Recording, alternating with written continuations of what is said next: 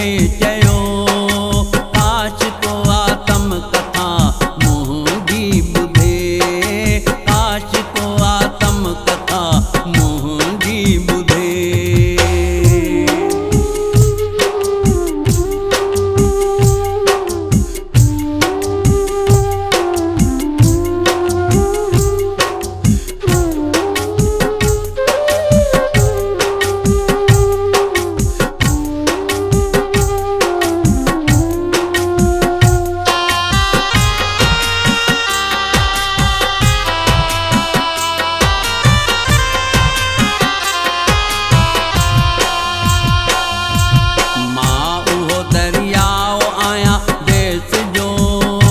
जंहिंजी आदम खां पुराणी पीढ़िया, जंहिंजो हिंदू वेद में तस्करो, जंहिंखे भिट जे घोट हुयो धूलो चयो, जंहिंखे तारीख़ आ सिंधु सॼो, जंहिं सिंध सारीअ खे साओ रखियो, जंहिं सिंध सारीअ खे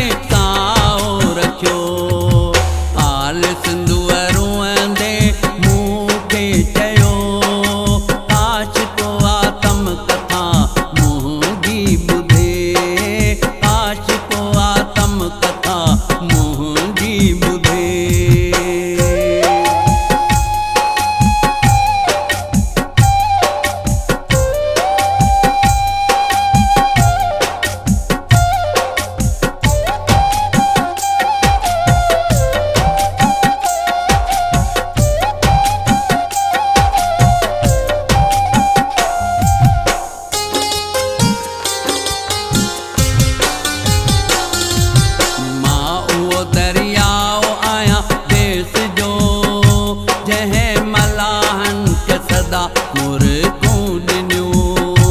जंहिं प्यार मां पखीन खे आहे ॾिठो, जंहिंजो मुंहिंज दड़े सां इश्क हो, जंहिंजो दीबर सां पुराणो चाहा हो, जंहिंखां 600 साल बंदरगाह हो, जंहिंखां 600 साल बंदरगाह हो।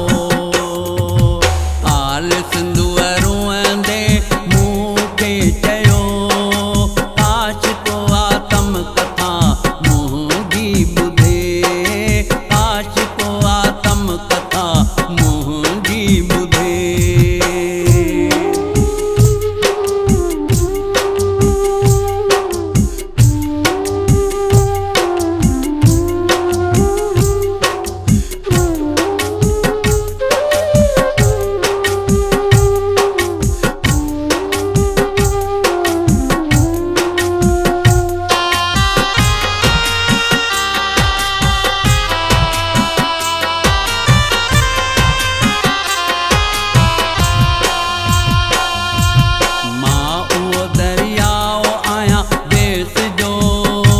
जंहिंजी रौनक खां दुनिया वाक़ुफ़ हुई, जंहिंखे ख़ुदि इब्न बतूता हो चयो छा त हुई औज सुहिणी